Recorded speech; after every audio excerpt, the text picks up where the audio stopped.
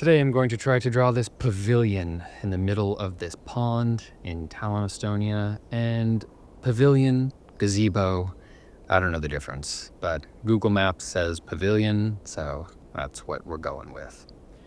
I'll be honest, I was not feeling it with this one. More than anything, this felt like a chore today, and that extends to now. I've talked about the ebb and flow of the drawings, how sometimes they feel good, sometimes not, but that also goes for day-to-day life as well, obviously, specifically with regard to mood. I'm generally a pretty neutral person, I guess, so I thankfully don't have these high highs or low lows, but that doesn't mean those fluctuations don't exist for me at all. As I am in a creative field, if you don't know, I'm a photographer. I've spoken about that at length in a different video. You can go check that out. I don't know where it is. I don't know, go find it. These days, when I feel a bit down, it certainly has an effect on the work. Because being creative feels like it pulls from some special magical region of the brain, when I'm in a sour mood, for whatever reason, it clearly affects my ability to perform, or at the very least, my drive to do so. However, photography, at least for me, is pretty disconnected compared to this. Making these videos starts with a lot of wandering around and keeping my eyes peeled, just like with photography. But when I found what I'm looking for, the two mediums diverge dramatically. With photography, I just take the picture or a few pictures and I move on. That also comes with some positive feedback as well. I'm like out there doing it, which usually helps me like pull myself out of the funk. With drawing, and especially making the videos about drawing, that's kind of when the creative stuff begins, after I've found what I'm looking for. When I'm feeling low, setting up the camera to film the reference is simple, it's not really an issue, but making the drawing video is something else entirely and takes a combined effort with the help of my wife. And I don't know, there's something really weird about accessing the part of my brain that's able to distill something like this scene down to simple parts and convert those into marks and lines on paper. It's like the bad mood is a locked gate, and all I can do is wait for someone to come unlock it so I can enter into that magical area, which practically means just go do something else in the meantime and stop thinking about it for a while, or do what I did here and usually choose to do, which is like peek over the gate as best I can, and hope that in doing so, someone eventually is alerted to come unlock it for me. Unfortunately, today, no one lets me in, so I relied on those little glimpses to carry me through. That manifested in the drawing working out relatively well, but with every step forward in the drawing, my general disposition, for a reason I really can't explain, would take a step back. I felt like I was wasting my time, like the drawing itself was bad, and that the best thing for me to do would be to pack up and go home. Ironically, what I thought was a horrendous drawing in the moment, one that I would have preferred bury underground than shared on the internet, turned out to be not so bad. So I'm glad to see that at least this one part of the process was worth it. And right now, as I speak, I'm dealing with another part. I don't really want to be recording this right now, but also I'm cognizant that by recording it, by speaking about it out loud, everything is slowly coming back down to earth. It helps that this doesn't demand the same creative energy as the drawings themselves. And by sorting through my thoughts, I can kind of regain my footing.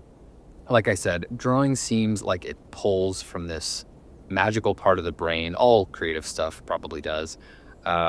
And when you're in it, or looking into it in today's case, it feels like it's a touch more difficult to be objective and sensible, which would have helped me a ton. It's like everything for a short period of time gets diverted through that weird imaginative space.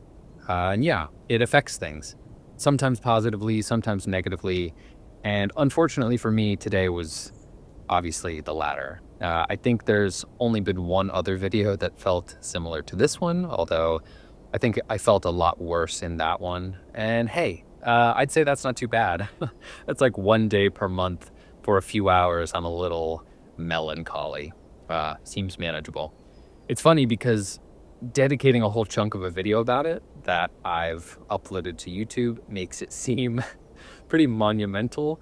But if I wasn't drawing and sharing it and talking about it, I'd probably just, I don't know, eat a sandwich and do some work. And I probably wouldn't have really noticed it, let alone considered it this much. I've learned a lot via this process about drawing, but the voiceovers are almost as significant. Through them, I've learned a lot about myself, my voice, my cadence even, my thought processes, what piques my interests, all sorts of things. Today just happens to be about something lame and frustrating. But even still, this offers me an additional outlet for me to talk about whatever, which hopefully you're finding at the very least entertaining. And I'm just learning so much throughout this process, which I'd say is pretty cool. And just like the last time, I felt a little down in the dumps. I'm already feeling a lot better. Miraculous. So that's enough of that. Let's talk about the drawing. So, with a heaping truckload of irony, I actually love the way this looks right now. As usual, I didn't know what to expect here, especially considering how I was feeling, but things are looking pretty good. I started with the bottom of that upper balustrade, and I did that because it kind of demarcates the dome from the rest of the structure. As you can see, from this perspective, I have 3 broad planes to work with. And by starting with that dividing line, I can clearly set the angles for each one. So the middle is perfectly horizontal and the sides angle downward respectively. I made them a little bit more dramatic than you see in the reference, which it isn't technically correct from my perspective, but if I had the choice, I would have been much closer to the pavilion. So I'm trying to kind of suggest that here. Next, I moved on to that domed roof, which, hey, I think I nailed. Like I said yesterday, I've been practicing my line work, and I think it shows in this drawing. I'm getting a lot smoother, which really helps with things like domes and arches. And speaking of arches, same thing. Having eyeballed this entire thing, I think the paths of the arches look pretty smooth and they flow nicely into the rest of the structure. You'll notice a few things that I kind of improvised here, most notably the little pillar things that make up the balustrade. And that was just a snap decision. I'm sure I could have made those shapes a lot more accurate if I took enough time, but that's exactly what I wanted to avoid. This video is already pretty long, and you're watching the drawing portion at about 1.5 times speed. So there are a few things here that I, for want of a better word, rush through, but ultimately I think they align with the rest of the drawing okay. And the alternatives would have taken a really long time and maybe not even looked any better. Again, line work wise, I'm feeling retroactively confident with most of these, and the subtle improvement gives this a highly detailed impression without actually being highly detailed, which is something I've learned from a handful of artists here on YouTube. There's only so much I can do to make this pavilion look realistic, but by keeping my lines nice and straight, it diverts attention away from any inconsistencies with reference to drawing and toward the quality of the lines instead. I have a long way to go with this, as you've heard a million times, but just this one little bump of progress feels like unlocking a superpower, so I'm incredibly eager to improve this one thing as much as I possibly can. Well, I wonder, did you notice anything change a little while back? With all this talk about lines, it seems mine went from thin to thick out of nowhere. Did you catch it? I wouldn't blame you if you didn't. I kind of pulled a fast one on you. So I started the drawing with my original fine liner, the 003, which if you don't know is the lighter one. It's like a thin tip. And when I felt comfortable with where I'd taken the drawing, I put my hand up over my shoulder like a magician and asked my wife to hand me the newer, thicker one so I could start filling in these darker areas. First thing to mention is yes, I'm aware that I'm lucky to have her. She puts up with a lot and I couldn't do any of this without her. And second, I wish I just didn't. I wish I just left it alone. Pretty typical. I was really enjoying the detailed look of everything before I filled in a lot of these shadows. It had a certain wannabe architect quality to it. The lines were delicate and neat, and yeah, I had to go and ruin it by filling it all in. That said, as I'm going for a bit more realism in these drawings, it's important for me to play around with stuff like this or I'm never going to get any better at it. I had a few days in a row, as you know, of those big, bold textures, and I was having a lot of fun, but I can't let myself be taken by that siren song. There's a line between practicing something new and getting complacent, and while that's an oversimplification and exaggeration, I know that I do better when I don't fall into those traps. Which, who knows, maybe that's why I wasn't in a very good mood today. I just knew I'd have to get out of my current comfort zone again, and I just couldn't bear the thought, apparently. Seriously though, this is the first time I've used two different pens in one drawing, and I have to say, the results notwithstanding, it took some pressure off of my time with the thinner pen. In the past, before I accidentally bought the thicker one, and if you missed that video, it's also somewhere back in the archive. I don't know, please watch them all and let me know when I got the new pen. But before I got it, I found it really difficult to fill in even minute areas of shadow, and for the most part, I ignored them altogether.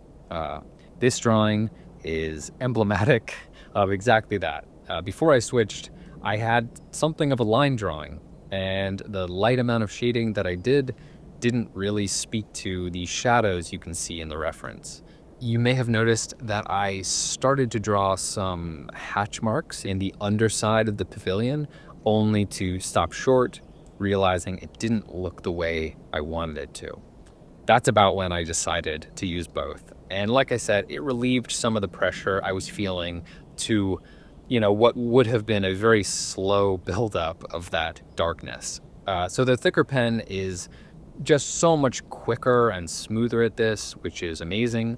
But because I was nearing the end, and again, kind of felt like crap, I wasn't as neat as I'd been up to that point, and it clearly shows. At the end of the day, because I do kind of have to land my opinion somewhere, I'm glad I did it. I'm ultimately glad. Not only did I get to shade in some of the more obvious areas in shadow, but also since I have these three planes to work with, I got to play with three different values. They're way too dramatic in comparison to the reference, but whatever, man. I think it's fine.